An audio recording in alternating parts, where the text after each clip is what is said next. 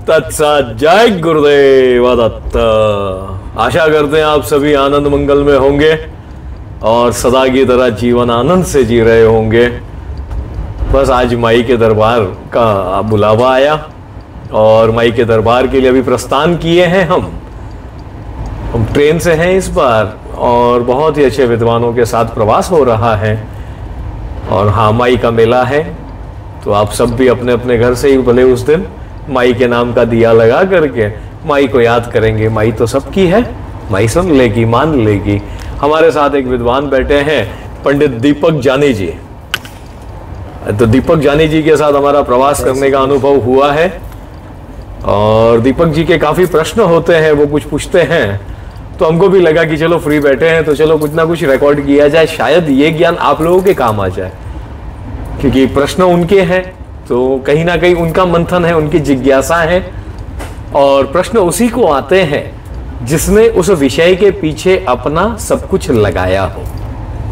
अभी तो अधिकतर लोग तो सिर्फ वो प्रश्न दूसरों के ओढ़े ओढ़े चल रहे हैं, तो दूसरों के प्रश्न ओढ़ने से या उसके उत्तर भी मिल जाएंगे तो आपको कभी समझ में नहीं आएगा। इसलिए कहते हैं अनुभवम अवसानम इति ज्ञानम।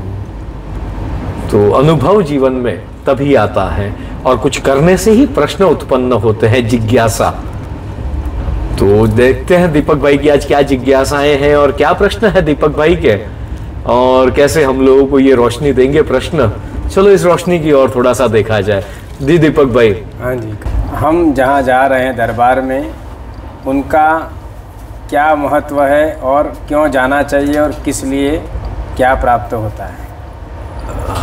प्रश्न तो ठीक है आपका। आज के आधुनिक युग के अनुसार लोगों को ये प्रश्न रहता है ना, क्योंकि अभी तो सोशल मीडिया बहुत है इंटरनेट पे आजकल। बराबर। तो उस कारण से कुछ का कुछ भी चलता है।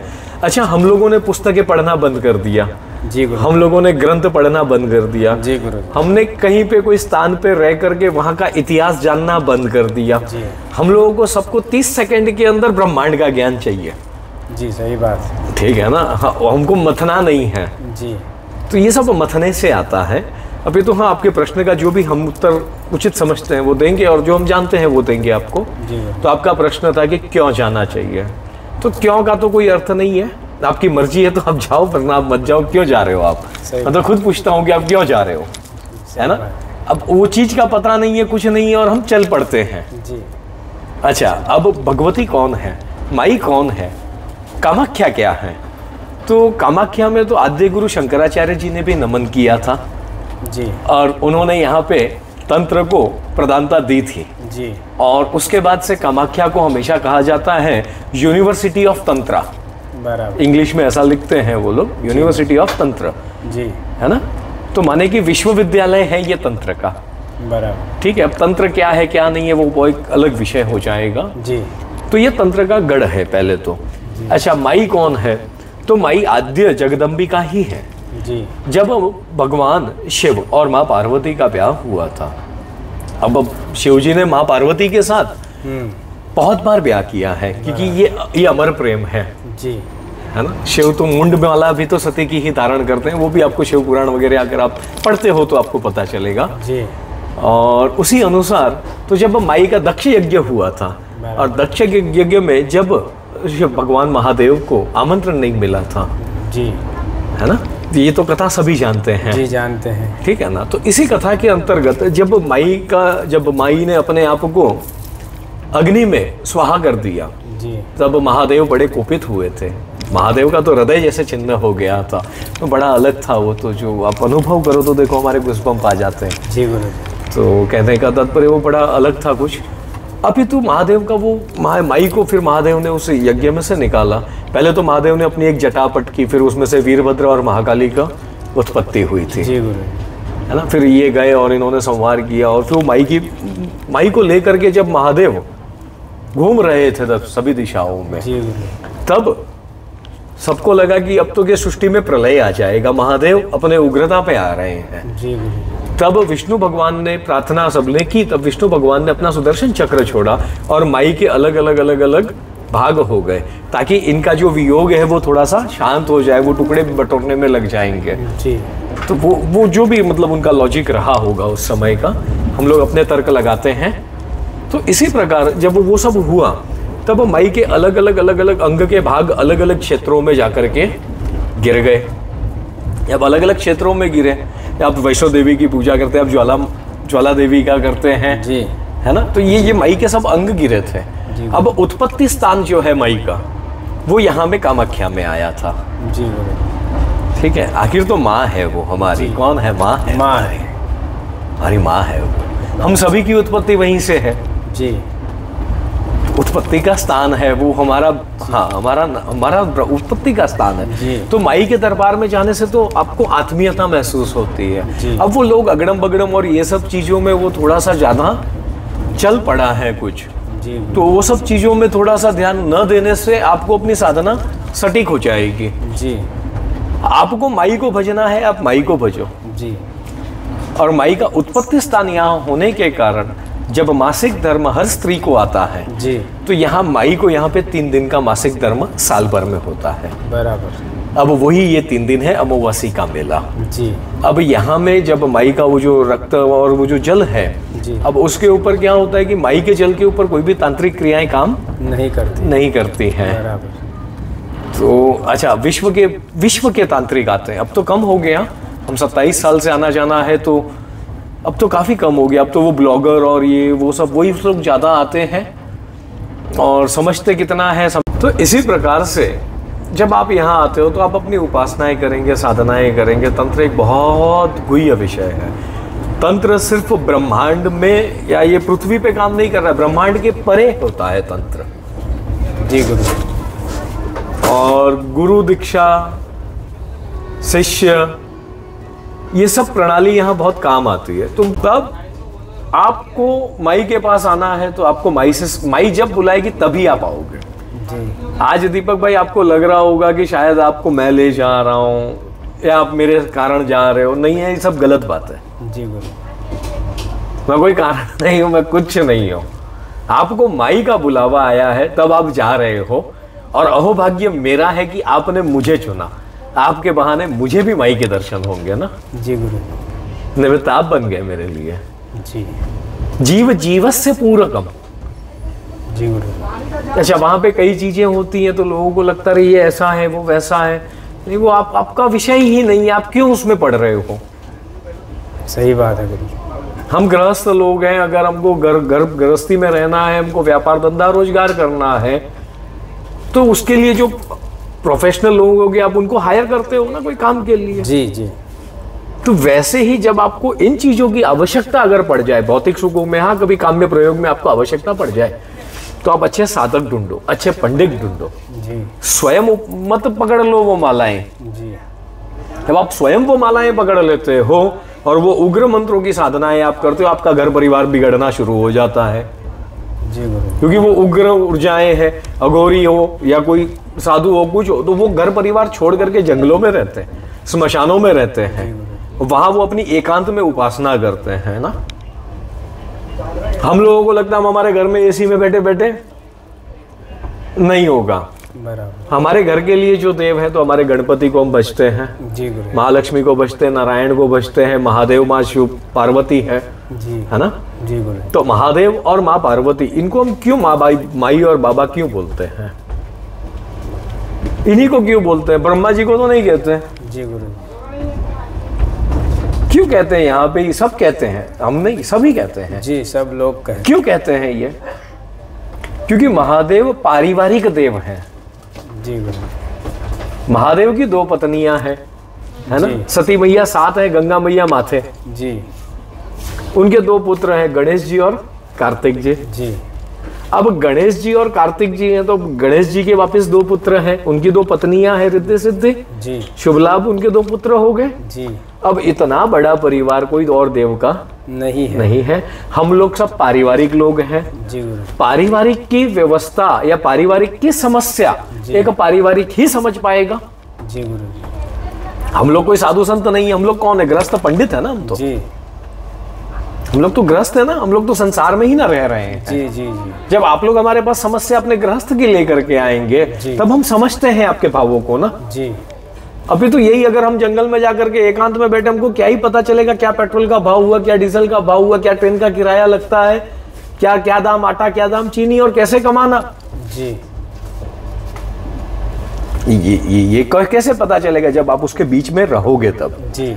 और महादेव कौन है? तो कि पारिवारिक देव है। बराबर। इसलिए पारिवारिक व्यक्ति की समस्या पारिवारिक देव समझते हैं।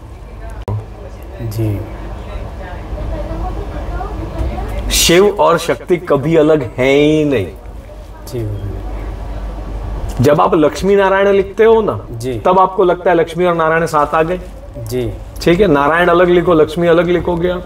नहीं, साथ में लिखे। नहीं, पर लक्ष्मी, श्री लक्ष्मी लिखते हो ना, वो कमला प्रयोग ये वो करते हो ना, धनतेरस। लक्ष्मी का अलग से होगा ना, नारायण का अलग से करोगे ना। त्रिमशोपचार है वगैरह है जो भी, जी। पूजाएं पद्धति भी अलग है। माता जी की राजोपचार में चले जाओगे, त्रिमशोपचार, सब चीजें अलग अलग हो रही है। यहाँ पे नारायण भी अलग है, लक्ष्मी भी जी अलग है। तो वैसे ही अगर आप देखो तो जब उमा महेश्वर आप कहते हो तो उमा और महेश्वर, जी। पर जब आप शिव लिखते हो ना महाराज, जी। तब आप शिव और शक्ति साथ में लिख रहे हो। जी गुरु। शिव लिखने के साथ ही जो वो ई की मात्रा आप लगा रहे हो जी। वो शक्ति का स्वरूप है। जी गुरु। अब बिना शक्ति के तो शिव भी शव हो जाएंगे। जी गुरु। वो ई की मात्रा आप हटा तो क्या बचा शेष में? शव बचा ना। शव बचा। जी। तो शिव शब्द अपने आप में पूर्ण है। जी। शिव अपने आप में कल्याणकारी है। जी। हम लोग कहते हैं ना, शिव आपह संतु, जी। शिव औषधय संतु, जी। शिवानदय संतु, जी। शिवार्तय संतु। जी। माने क्या है? इसका अर्थ क्या हुआ? ये शिव कौन, फिर वो शिव कौन, और ये शिव क्या मतलब क्या? ये शिव का मतलब होता है कल्याण। जी। ये हमारे गुरुजी ने जो हमको दिया है। जी। शिव माने कल्याण। तो जब आप कहते हो शिवा आपह संतु, माने आप माने जो वर्षा का जल आएगा वो आपह, जी है ना।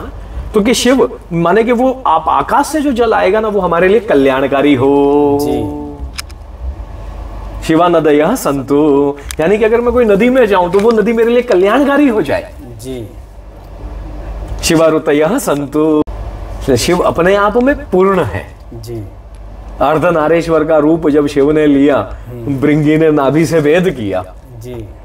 भृंगी सिर्फ शिव की प्रदक्षिणा करते हैं। जी जी जी जी जी गुरु। शिव के भक्त भी बड़े सब निराले मिलेंगे आपको, अद्भुत अद्भुत भक्त मिलेंगे आपको शिव के। अच्छा, शिव उपासना में ऐसा है कि आप देख लेना कि कोई ज्यादा विद्वान, ज्यादा पंडित शिव को ना पा पाया। जी। अल्लड़ योगी पा गए। सही बात है। किसी ने धतूरा चढ़ा दिया, किसी ने कुछ चढ़ा दिया, महादेव ऐसे ही प्रसन्न मेरे। जी सही बात। सबसे सरल देव है महादेव। बराबर। हाँ, पर एक है, महादेव परीक्षा बहुत लेते हैं क्योंकि आपको परिपक्व करते हैं। जी। परीक्षाओं से नहीं निकलोगे, परिपक्व कैसे होगे? जी गुरु जी। जब जब जीवन में समस्या आए तब तब महादेव को धन्यवाद दो। जी गुरु। आप हमें परिपक्वता की और ले आए। जी। समस्या से हम घबरा जाते हैं, डर जाते हैं, विचलित हो जाते हैं। जी गुरु। और फिर हम उसका तोड़ खोजने निकलते हैं। वो तोड़ ना है, वो तो परीक्षा है, वो तो स्वयं पास करनी होगी। जी। और वहां पे काम क्या आएगा? धैर्य। जी। धैर्य काम आएगा। अब हम लोग कथा सुनते हैं ना, राजा भरतर की, भागवत में आती है। अच्छा, भरत बहुत हुए। जी। भरत बहुत हुए। जी हाँ। है ना। अच्छा, भागवत में ही कई भरत है। जी। तो एक राजा भरत हुए जिनके पास राज वैभव बहुत था।